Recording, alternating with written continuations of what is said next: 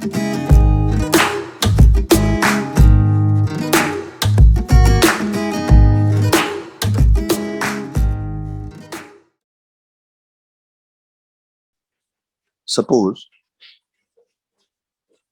ये एक आपके पास वायर है और इसके साथ एक दूसरा वायर यहाँ पे रखा है। ये है वायर एक्स, ये है वायर वाई। इस वायर एक्स में जो करंट फ्लो कर रहा है दैट इज I1। इस वायर में जो करंट फ्लो कर रहा है that is wire I2 and the separation between the two wires is D। Clear बेटा? और कोई चीज यहाँ पे नहीं है, मैग्नेटिक फील्ड नहीं है, कुछ नहीं है, बस सो ये जो करंट I1 है, जब किसी कंडक्टर के अंदर करंट फ्लो करता है तो करंट के फ्लो करने से क्या होगा? मैग्नेटिक फील्ड जनरेट होगा। तो यानी ये जो करंट है I1, ये अपने चारों तरफ एक मैग्नेटिक फील्ड जनरेट करेगा। तो मैग्नेटिक फील्ड कितना जनरेट होता है? Magnetic field due to current I1। So ये मैग्नेटिक फील्ड जनरेट किया एक्स वायर, कितना हो जाएगा? किसी वायर की वजह से magnetic field mu not I upon 2πr। और कितनी डिस्टेंस पर मैं कैलकुलेट करता हूँ? D डिस्टेंस पर निकालता हूँ। Suppose this is the magnetic field at distance D due to the wire of current I1। तो यहाँ पर हमारे पास, अगर यहाँ पर कोई पॉइंट P ले लेता हूं तो इस पॉइंट P पर इतना मैग्नेटिक फील्ड जनरेट होगा। क्लियर हुआ? यहाँ पर मैग्नेटिक फील्ड आ गया BX। अब जो मैग्नेटिक फील्ड आया, तो इस मैग्नेटिक फील्ड में हमने एक करंट कैरिंग कंडक्टर रखा हुआ है। कल कराई थी डेफिनेशन में इसकी। जब किसी एक्सटर्नल मैग्नेटिक फील्ड में किसी कंडक्टर को रखते हैं तो उस कंडक्टर के ऊपर मैग्नेटिक फोर्स लगता है। तो ये जो वायर वाई है, ये इस BX मैग्नेटिक फील्ड में रखा हुआ है, तो इस वायर वाई पे फोर्स लगेगा। वो फोर्स क्या होगा? या तो लेफ्ट साइड की तरफ होगा टुवर्ड्स द फर्स्ट वायर, या उससे अवे हो जाएगा। अब कैसे कैलकुलेट करेंगे? उसके लिए मुझे यहाँ पर मैग्नेटिक फील्ड की डायरेक्शन चाहिए। तो देखिए करंट हमारे पास अपवर्ड डायरेक्शन में है और मुझे इस पॉइंट BX पे कैलकुलेट करना है, तो अपना राइट हैंड यूज करेंगे और राइट हैंड को हम क्या करेंगे? वायर को ग्रैब करेंगे अपने हाथ में। तो जब यहाँ पे देखेंगे तो मैग्नेटिक फील्ड की डायरेक्शन क्या होगी बेटा? डाउनवर्ड आएगी। क्लियर हुआ है? अगर ये मैग्नेटिक फील्ड की डायरेक्शन डाउनवर्ड है तो मैग्नेटिक फोर्स निकालने के लिए आप लेफ्ट हैंड रूल यूज कीजिए फ्लेमिंग का। BX is downward, current is in the direction upward direction, so the force will be like this, force in this y wire। Clear हुआ? Fleming's left hand rule. तो हम यहाँ पे निकालेंगे therefore force on wire y due to BX, so this Fy is equals to IBL। I किसका होगा? Second wire का I2 BXL। ये वायर, मान लीजिए ये वायर तो इनफाइनाइट लेंथ का ले लेते हैं, ठीक है? तो सपोज इस इंस्टेंट पे इस वायर की लेंथ L है, मैं L लेंथ लेता हूं, और दोनों के बीच में एंगल कितना है बेटा? कंडक्टर मैग्नेटिक फील्ड के परपेंडिकुलर रखा है, तो sin 90। So therefore this Fy will be equals to I2 mu naught I1 upon 2 pi d into L।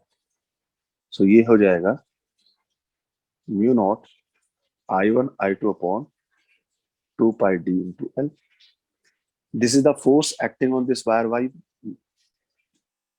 तो ये जो वायर Y2 है, Y है, ये इस फोर्स से फर्स्ट वायर की तरफ अट्रैक्ट होने की कोशिश करेगा, ठीक है? और इसकी डायरेक्शन क्या होगी?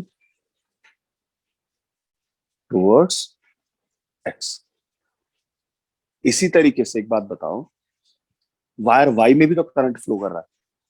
वायर वाई में करंट फ्लो करने की वजह से वायर एक्स के पास भी कोई ना कोई मैग्नेटिक फील्ड जनरेट होगा। तो अगर यहाँ पर अगेन मैं रूल लगाता हूँ तो यहाँ पर मैग्नेटिक फील्ड की डायरेक्शन क्या होगी बेटा?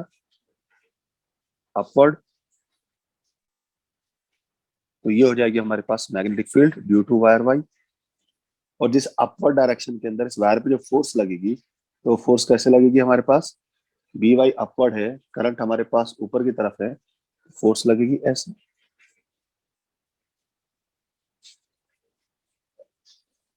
सो इसी तरीके से हम बी वाई कैलकुलेट कर लेते हैं। सिमिलरली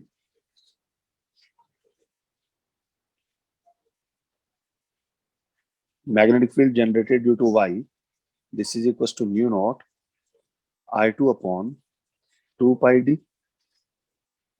और ये क्या है? अपवर्ड। और ये मैग्नेटिक फील्ड क्या था? क्लियर हुआ? So therefore F X is equal to I one B Y L sine 90। Length में इक्वल ले लेता हूं दोनों, की वैल्यू होगी mu not I two upon 2 pi D into F. So therefore this F X is equal to mu not I one I two upon 2 pi D into F. अब एक बात बता देता, देखो ये और इसकी जो फोर्स होगी किस तरफ होगी? Towards Y. अब एक बात देखो, जो एफ वाई और एफ एक्स है, क्या दोनों का मैग्नीट्यूड सेम है? बिल्कुल सेम है, वैल्यू सेम आ रही है हमारे पास। यानी अगर आपके पास दो पैरेलल कंडक्टर्स हैं और उसमें करंट फ्लो कर रहा है, तो उनकी वजह से उन दोनों के बीच में एक मैग्नेटिक फोर्स लगती है। और ये मैग्नेटिक फोर्स दोनों वायर में जो करंट फ्लो कर रहा है उन पर डिपेंड करती है, और दोनों वायर के बीच में जो सेपरेशन है उस पर डिपेंड करती है। So this force is equal in nature but opposite in direction, just like Newton's third law. So I can say that magnetic force obeys Newton's third law. यहां पर देखो, here this fx is equals to fy and this fx vector is equals to minus of fy vector. Minus sine बता रहा है कि opposite direction में। मैं लिख सकता हूं obeys Newton's third law. So hence जो मैग्नेटिक फोर्सेस होती है वो एक्शन रिएक्शन लॉ को फॉलो करती है। They are the action reaction forces. और एक चीज और क्लियर हुई यहाँ पे, कि अगर वायर में सेम डायरेक्शन में करंट फ्लो कर रहा है तो वो एक दूसरे को अट्रैक्ट करेंगे अपनी तरफ, और अगर ऑपोजिट डायरेक्शन में करंट फ्लो कर रहा है तो एक दूसरे को रिपेल करेंगे। यहाँ पे देखिए,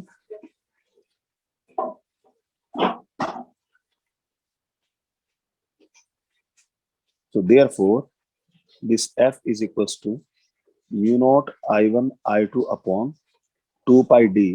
और मैं जो L है बेटा उसको नीचे ले आता, तो ये अब क्या हो गया कि पर यूनिट लेंथ पर लगने वाली फोर्स निकल गई। और पर यूनिट लेंथ पर निकलने वाली फोर्स का मतलब ये हुआ कि अब वो वायर चाहे इनफाइनाइट लेंथ का हो, चाहे वो 10 सेंटीमीटर का हो, चाहे वो 100 सेंटीमीटर का हो, अब मुझे निकालना इजी हो गया। बात समझ में आया?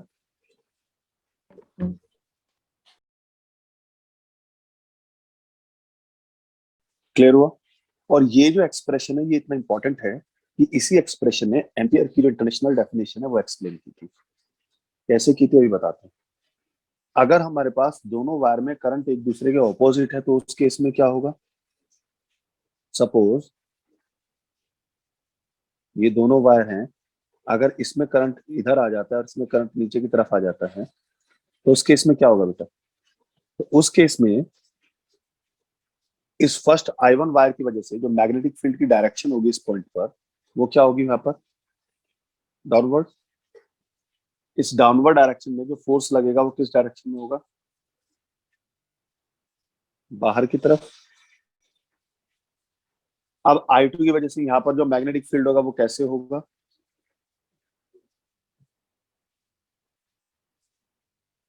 डाउनवर्ड। इस डाउनवर्ड डायरेक्शन के अंदर जो करंट होगा वो हमारे पास I1 ऊपर की तरफ है, तो यहाँ पे फोर्स कैसे लगेगा? यानी जब करंट ऑपोजिट डायरेक्शन में हुआ तो दोनों तरफ फोर्स किस तरफ लगी, बाहर की तरफ। इसका मतलब ये हुआ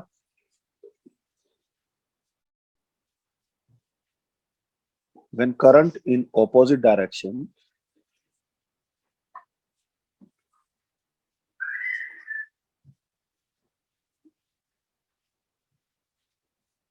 force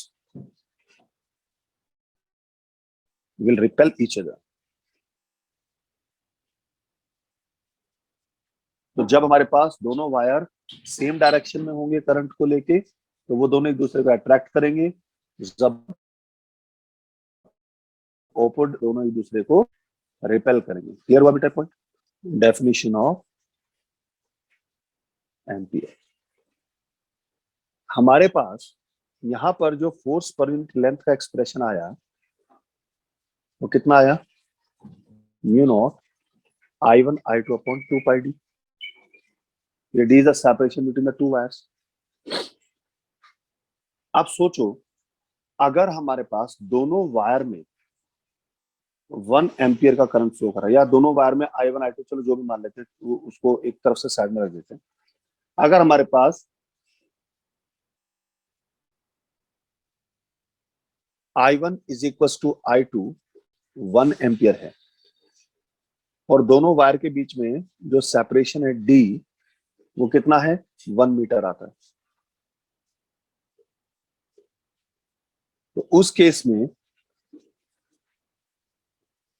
जो हमारे पास F अपॉन L होगा वो कितना हो जाएगा बेटा, म्यू नॉट की वैल्यू कितनी होती है, 4 pi into 10 to the power -7, ये भी 1 एम्पियर, ये भी 1 एम्पियर, अपॉन 2 पाई, डी की वैल्यू भी 1 आया, 2 पाई से कैंसिल होकर 2 आ जाएगा। So the value is 2 into 10 to the power -7 newton पर metre.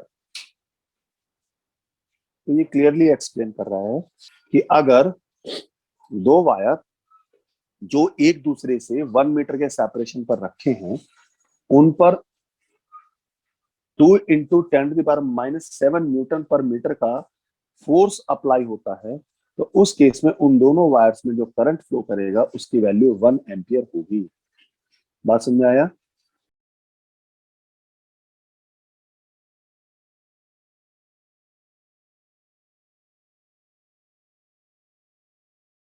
This is the definition of ampere. Clear हो बेटा? ये देखो बेटा क्वेश्चन नंबर 26 देखो क्या कह रहा है। Two straight wires A and B of length 10 meter and 12 meter carrying current of 4 ampere and 6 ampere respectively in opposite directions lie parallel to each other at a distance of 0.03 meter। तो क्या कह रहा है, दो straight wires हैं, दोनों की length दी हुई है, L1 दे दिया, L2 दे दिया, दोनों में करंट फ्लो कर रहा है 4 एम्पियर और 6 एम्पियर, यानी I1 की वैल्यू दे दी और I2 की value they the. Current is in opposite direction. If the current is in opposite direction, what will be the nature of the force, attractive or repulsive? If the current is in opposite direction, they will repel each other, so the force will be repulsive in nature, and the separation between the two wire is 3 centimeter, means the D is 3 centimeter।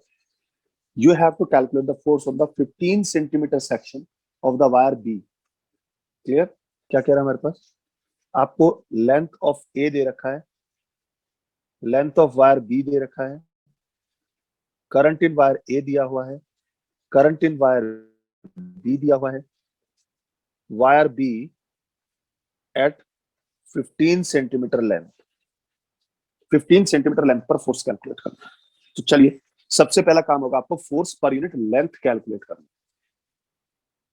यहां पर दोनों wire infinite length के नहीं है, तो generally बच्चे क्या करते हैं इस क्वेश्चन को सॉल्व करने में, आपने सबसे पहले निकालनी है फोर्स पर यूनिट लेंथ।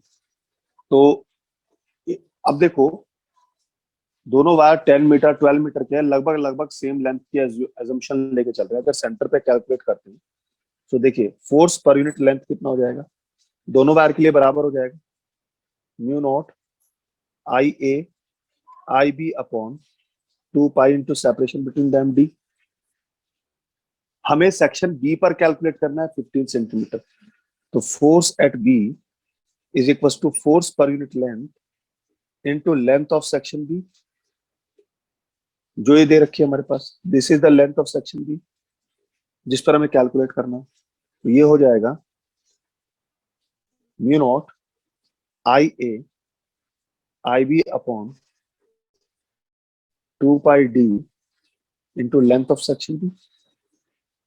अच्छा, इसको लेंथ, एक काम करते हैं, इसको एक्स मान लेते हैं क्योंकि लेंथ ऑफ सेक्शन बी ऊपर दिया हुआ है ना। ये वैल्यू पुट कर दीजिए। देखिए म्यू नॉट अपॉन 2 पाई की वैल्यू होती है सीधा 2 × 10⁻⁷। आई ए दे रखा है 4, आई बी दे रखा है 6, सेपरेशन दे रखा है हमारे पास 0.03, और ये दे रखा है 15 सेंटीमीटर अपॉन 100 कर देंगे, मीटर में कन्वर्ट हो जाएगा। तो देखो ये डेसिमल हटाएंगे तो ऊपर 100 से मल्टीप्लाई हो जाएगा, 100 से 100 कैंसिल हो गया, this comes to be 120 into 2 into 10⁻⁷। So 240 into 10⁻⁷ newton. तो इसको थोड़ा सॉल्व कर लेते हैं, 2.4 into 10⁻⁵ newton. This is your answer. इतने न्यूटन की फोर्स उस 15 सेंटीमीटर के सेक्शन पर एक्ट करती है। क्वेश्चन नंबर 28 क्या कह रहा है? The wires which connect the battery to an automobile to its starting motor carry a current of 300 ampere. What is the force per unit length between the wires if they are 0.7 meter long and 0.015 meter apart? तो हमारे पास एक electric motor है, ठीक है, उसमें हमारे पास 300 current ampere का current flow कर रहा है। तो 0.7 मीटर लॉन्ग और 0.1015 मीटर अपार्ट के अगर हमारे पास दो वायर रखे हैं तो उस पर जो फोर्स है वो कैसे निकालेंगे? I1 is equals to I2, that is equals to 300 ampere. Separation between them is 0.015 meter. So therefore, this force per unit length is equals to 2 into 10⁻⁷ into I1 I2 upon D. So this is 2 into 10⁻⁷, 300. हाँ बेटा, Yes, sir, I got the mistake. you got the mistake? 0.7.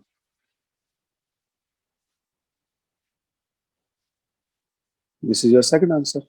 तो ये तो A part का answer ये हो गया, B part का आंसर ये हो गया। टफ था। So our next topic is torque on a rectangular loop. किसी रेक्टेंगुलर लूप पर हमें टॉर्क कैलकुलेट करना है। अगर इसको किसी एक्सटर्नल मैग्नेटिक फील्ड में रख दिया,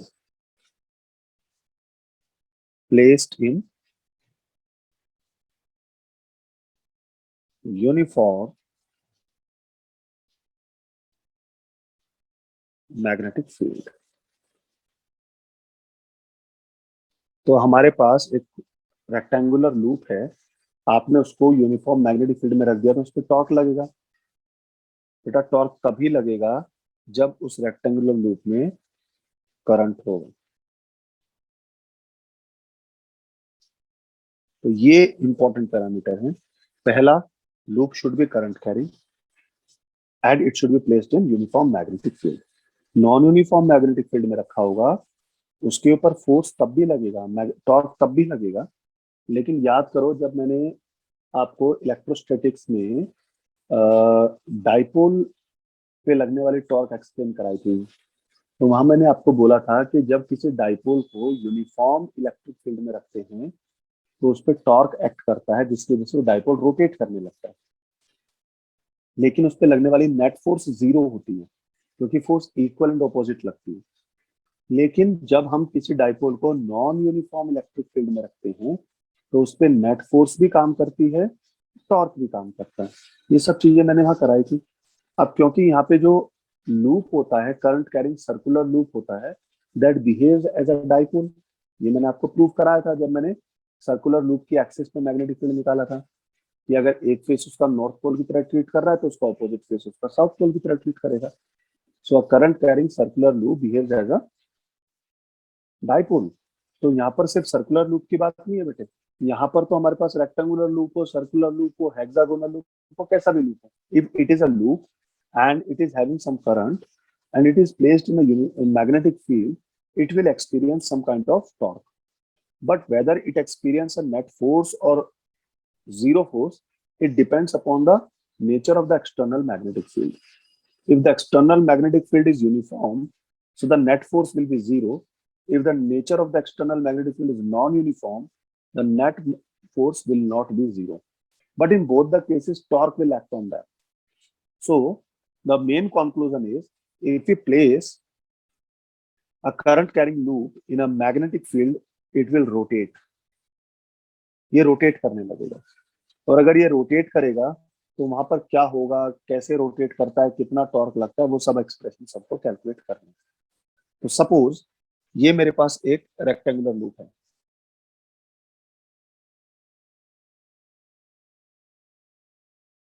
इस रेक्टेंगुलर लूप के फेस कितने हैं? Suppose I call this P, I call this Q, I call this R, I call this S। तो यहाँ पे चार सेक्शन है, एक सेक्शन है PQ, एक है QR, एक है RS, एक है SP। Suppose this length of the rectangular loop is A, and this length of the rectangular loop is B. तो क्या होगा, ये मैंने फर्स्ट केस वो किया है कि जब ये रेक्टेंगुलर लूप मैग्नेटिक फील्ड के पैरेलल रखा हुआ है, क्योंकि मैग्नेटिक फील्ड भी इस टाइम नॉर्थ से साउथ की तरफ काम करेगी और लूप भी हमारे पास उसके साथ काम करेगा। यानी ये सिचुएशन वो है कि अगर मैं इस लूप में एरिया वेक्टर लेता हूं तो वो मैग्नेटिक फील्ड के परपेंडिकुलर है। क्लियर हुआ बेटा? तो अगर मैं यहाँ पर कैलकुलेट करता हूं तो मैग्नेटिक फील्ड की डायरेक्शन क्या हुई, मैग्नेटिक फील्ड तो ऐसे काम कर रहा है। क्लियर? तो अगर मैग्नेटिक फील्ड ऐसे काम कर रहा है तो जो एरिया वेक्टर होगा वो एरिया वेक्टर ऐसे काम कर रहा होगा, परपेंडिकुलर। बात समझ में आ रहा है? तो एरिया वेक्टर और मैग्नेटिक फील्ड दोनों एक दूसरे के परपेंडिकुलर है। तो क्या होगा इस सिचुएशन में? तो केस फर्स्ट कराता हूं मैं आपको। When loop is parallel to magnetic field, that is this area vector is perpendicular to magnetic field. यही मतलब हुआ इसका। देखो इस केस में क्या होता है, जो हमारे पास पी क्यू सेक्शन होगा उसमें जो करंट फ्लो कर रहा है वो आई हमारे पास अपवर्ड डायरेक्शन में है। तो अगर मैं यहाँ पर फोर्स कैलकुलेट करने की कोशिश करता हूँ तो कैसे फोर्स निकलेगी? लेफ्ट हैंड रूल लगा सकते हैं, F is equal to I B L. तो सबसे पहले बी की डायरेक्शन डिफाइन कर देनी है, फिर करंट हमारे पास डिफाइन कर देना है। तो यहाँ पर इस सेक्शन पर जो फोर्स लगेगी वो फोर्स लगेगी डाउनवर्ड डायरेक्शन में, इनवर्ड। इनवर्ड मतलब इस तरीके से। जो हमारे पास क्यू आर सेक्शन है, क्यू आर सेक्शन पे फोर्स कैसे लगेगी? क्योंकि देखो जो क्यू आर सेक्शन है वो वायर मैग्नेटिक फील्ड के पैरेलल रखा हुआ है, तो इस पर जो लगने वाली फोर्स होगी वो कितनी होगी बेटा? जीरो। और इसी तरीके से जो पी एस सेक्शन है वो पी एस सेक्शन भी मैग्नेटिक फील्ड के पैरेलल ही रखा हुआ है, करंट की डायरेक्शन ही तो अपोजिट है। यहाँ पर भी लगने वाली फोर्स कितनी होगी? जीरो। लेकिन जो आर एस सेक्शन है उस सेक्शन पर फोर्स कैसे निकालेंगे? अगेन प्लेमिक्स लेफ्ट हैंड रूल अगर मैं लगाता हूं, बी की डायरेक्शन दे रखी है, तो यहाँ पर जो फोर्स लगेगी वो फोर्स अपवर्ड डायरेक्शन में लगेगी है। यानी यहाँ पर दोनों जो फोर्स लग रही है पी क्यू सेक्शन और आर एस सेक्शन पर, the magnitude of this force is equal in magnitude but it is opposite in direction. ठीक है?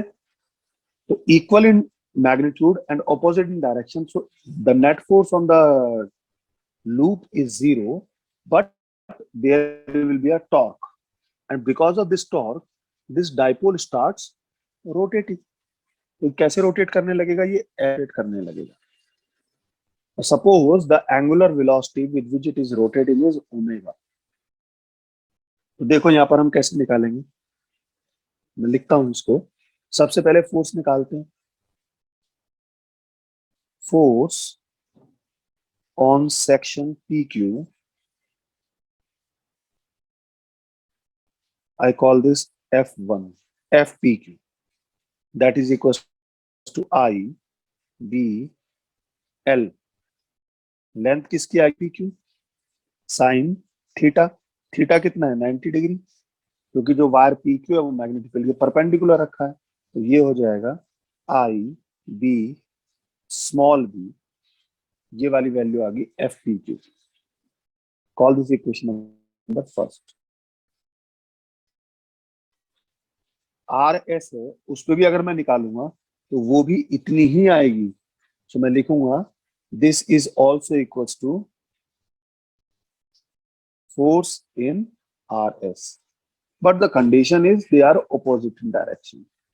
तो and force on P S is equals to force on QR, that is equals to 0. क्यों? Because theta is 0 degree. So hence net force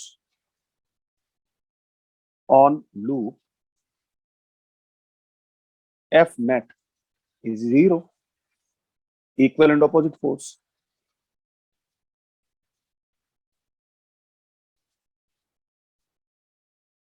But torque tau will be equals to how much?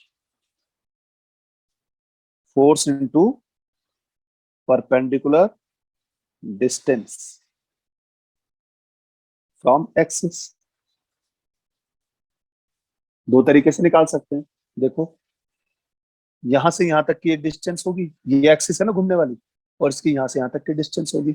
तो अगर पूरी length हमारे पास ये ए है तो ये आधी डिस्टेंस हो जाएगी ए बाई टू. तो ये इस तरीके से बनेगा. देखो बेटा, ये वाली फोर्स हमारे पास क्या होगी? F P Q. और ये वाली फोर्स ऐसे काम कर रही है, F R S. This is the axis. So यहां से यहां तक की जो डिस्टेंस हो जाएगी, और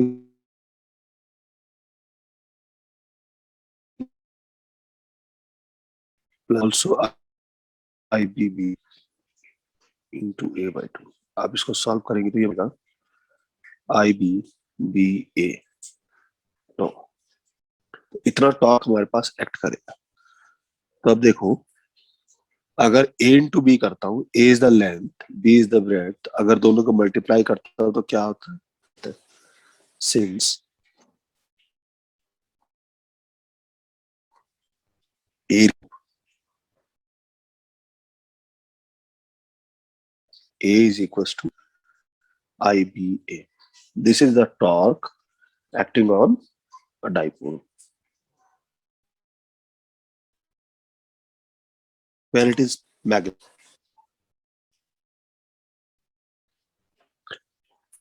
Suppose डाइपोल जो है मैग्नेटिक फील्ड से हमारे पास कोई एंगल बनाने लगता है, तो उस केस में क्या होगा?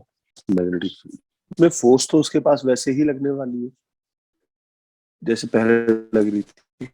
फोर्स हमारे पास ऐसे लगेगी और ये फोर्स हमारे पास ऐसे लगेगी. मेरे डाइपोल घूमने की तो कोशिश करेगा, लेकिन इस सिचुएशन में एरिया वेक्टर और मैग्नेटिक फील्ड के बीच में कैसे लिया जाएगा?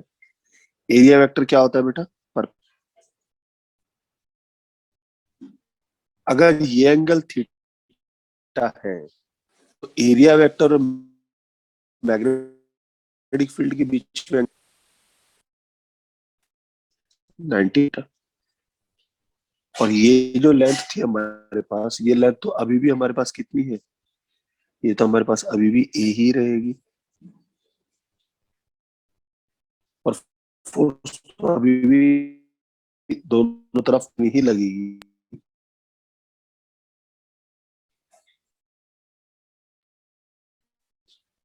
ठीक है. तो अब देखो यहाँ पे हम रोटेट किस साइड होगा?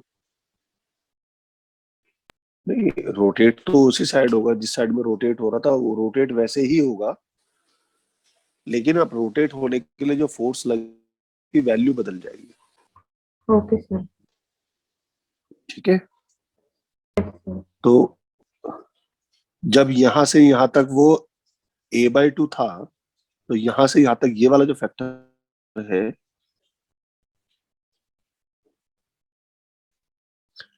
अब ये वाला फैक्टर देखो कितना रह जाएगा,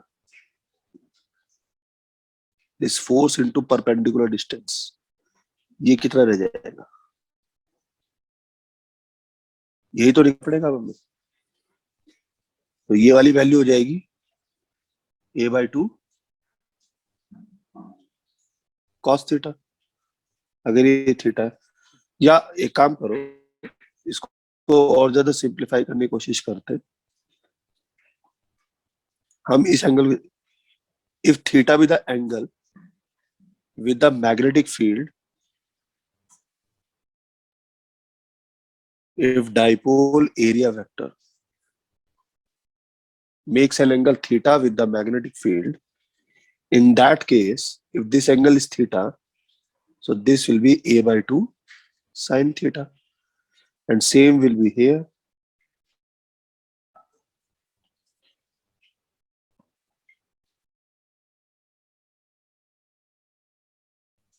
A/2 sin theta. So in that case, the torque will be equals to a/2 sin theta plus f in a/2 sin theta.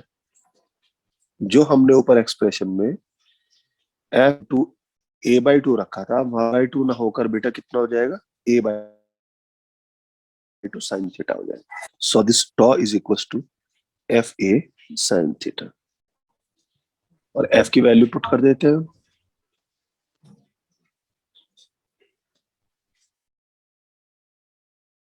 कुछ कह रहे हो आप? बेटा ये है ना सिचुएशन, देखो ये हमारे पास थीटा है, ये हमारे पास a/2 दिया है, ये कैलकुलेट करना है. मान लीजिए x है, तो sin theta is equals to x upon a/2. तो x कितना हुआ बेटा? यस सर, ठीक है ठीक है. आप क्लियर हुआ? Yes sir. तो जो फोर्स थी वो कितनी थी, I B V into A sine theta, ये हो जाएगा I B into E sine theta, और ये हो जाएगा I B A sine theta. So in that case when the magnetic field is making an angle of theta with the area vector, in that case torque will be equals to IBA sin theta. तो sign पे depend करने लगेगा, और sign पे जब depend करेगा तो मैं इसको दूसरे फॉर्म में भी लिख सकता हूं. कैसे लिख सकता हूं?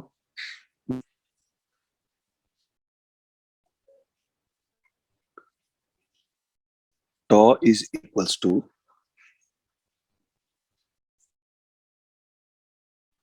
आई ए को एक साथ रख लेता हूं into this B sine theta. आपको याद होगा मैंने एक एक्सप्रेशन कराया था, is equals to ni, where m is called magnetic dipole moment.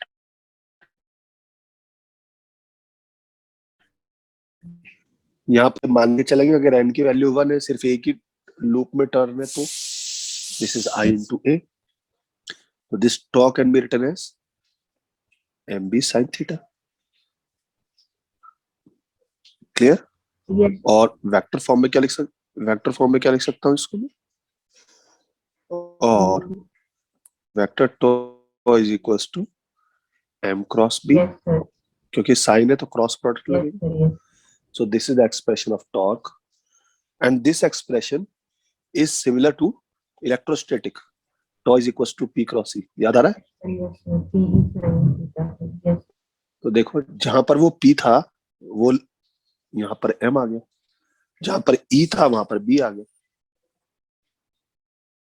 Yes sir. समझ में?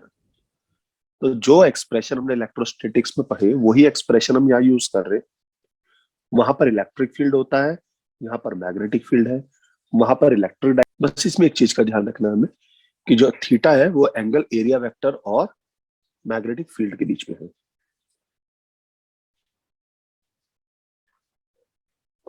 अब यहाँ पे देखो कुछ केस बन जाएंगे इससे। Case first, if theta is 0 degree और 180 डिग्री, तो उसमें साइन थीटा की वैल्यू 0 ही होती है, तो जो टॉर्क होगा वो कितना हो जाएगा, 0 हो जाएगा। ये मिनिमम वैल्यू है। तो अगर डाइपोल मैग्नेटिक फील्ड के पैरेलल, ठीक है, Yes, sir. सही बोल रहा हूं मैं? नहीं, अगर Sorry. हमारे पास डाइपोल मैग्नेटिक फील्ड के परपेंडिकुलर रखा है, So, तो उस केस में उस पर लगने वाला जो टॉर्क होगा वो 0 होगा। yes, sir. Yes, ठीक है। sir.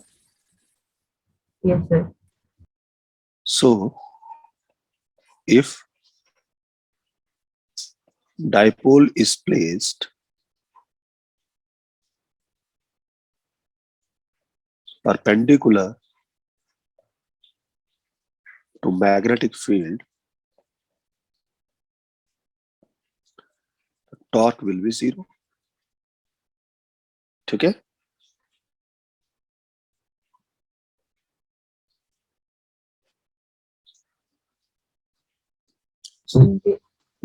Yes, sir. तो ये हमारे पास जब टॉर्क 0 होगा, वो क्या होगा, इक्विलिब्रियम की कंडीशन हो जाएगी। Yes, sir.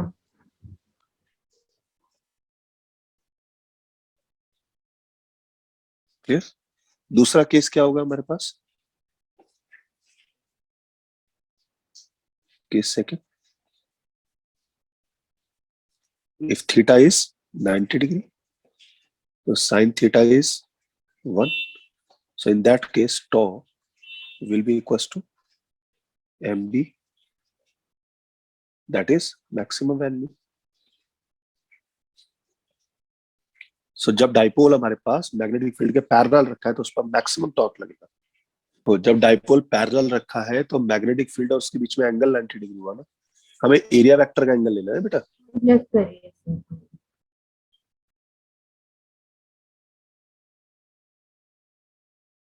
In a loop, then this m will be equals to NIA, so therefore tau is equals to NIAB sin theta। This is the most general expression। Clear हुआ बेटा। Rectangular coil of side 8 centimetre and 6 centimetre, तो A दे दिया और आपको B दे दिया। Having 2000 turns, capital number of N दे दिया, and carrying a current of 200 milliampere I दे दिया, is placed in a uniform magnetic field of 0.2 Tesla directed along the positive x-axis। तो magnetic field positive x axis की तरफ चल रहा है। ठीक है। What is the maximum torque the coil can experience, तो मैक्सिमम टॉर्क कितना होता है, NIAB। Yes, sir.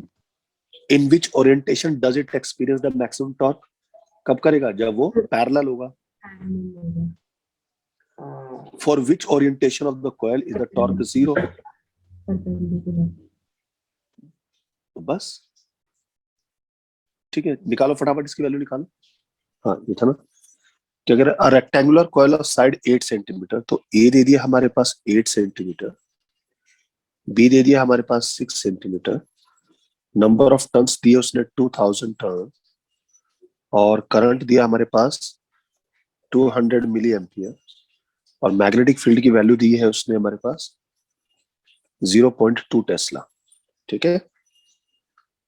Yes, sir. तो देखो बेटा एरिया निकल जाएगा यहाँ से, ए इंटू बी। ठीक है। तो अभी इसको निकालने की जरूरत नहीं है, यहाँ से निकल जाएगा। तो हमारे पास जो टॉर्क होता है, टॉर्क का एक्सप्रेशन कितना होता है, NIAB साइन थीटा, और हमें निकालना क्या है, tau maximum. Tau maximum is equal to NIAB। NIA की वैल्यू कितनी हो जाएगी, AB into B, 2000 into 200 milliampere है, 10⁻³ करना पड़ेगा। एरिया 8 इंटू 6 सेंटीमीटर है, 10⁻² इंटू 10⁻², क्योंकि ये भी हमारे पास माइनस, ए भी -2 में जाएगा, बी भी -2 में जाएगा। Magnetic field 0.2। देखो तो आगे मेरे को So, इंटू 10⁻⁻2, तो ये तो हमारे पास 0.384 न्यूटन मीटर। जब सर्कुलर लूप कैलकुलेट कराया था तो सर्कुलर लूप की वजह से एक्सिस पर मैग्नेटिक फील्ड का एक्सप्रेशन कराया था मैंने, याद yes, है वो? sir.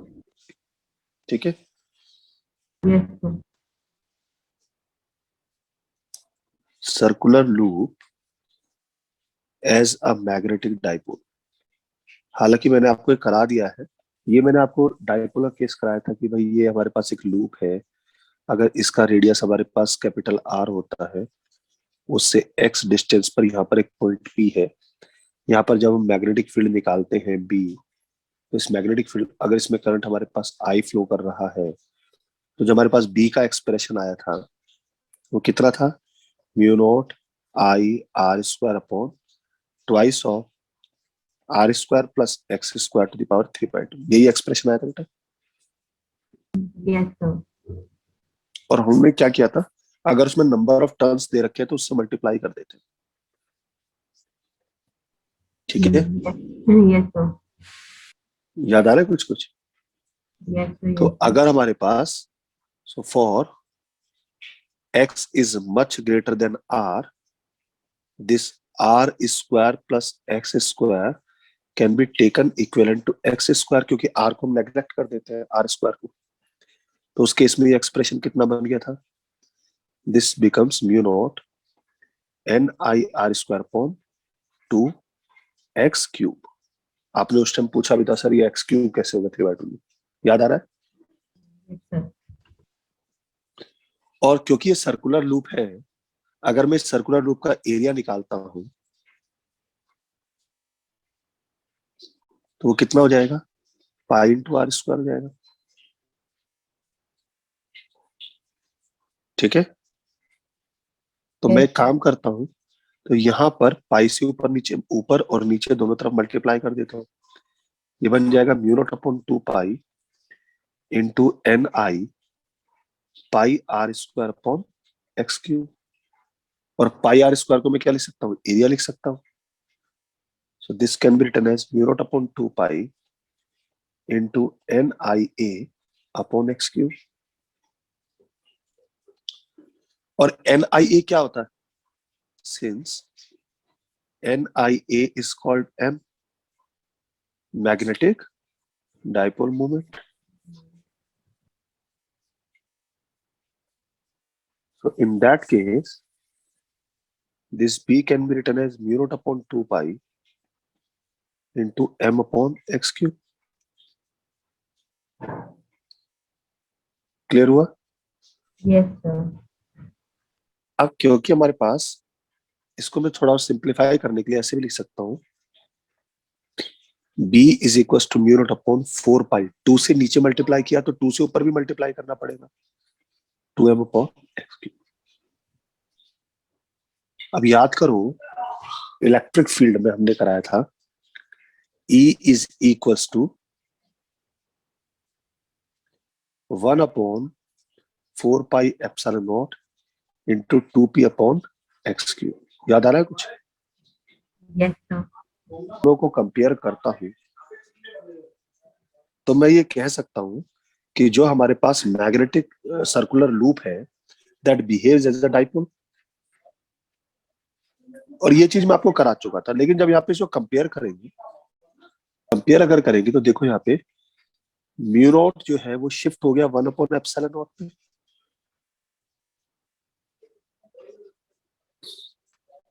अगर मैं म्यू नॉट की जगह पे 1 अपॉन एप्सिलॉन नॉट रखता हूँ तो ये उसके बराबर हो जाएगा, नीचे वाले के बराबर। Yes, sir. Yes, sir. और जो एम है वो कहाँ पे आ गया? पी पर आ गया। Yes, sir. और जो बी है वो कहाँ पर आ गया? ई पर आ गया। Yes, sir. तो ये एनालॉगस हो गया ना मैग्नेटिज्म और इलेक्ट्रोस्टैटिक में। Yes, sir.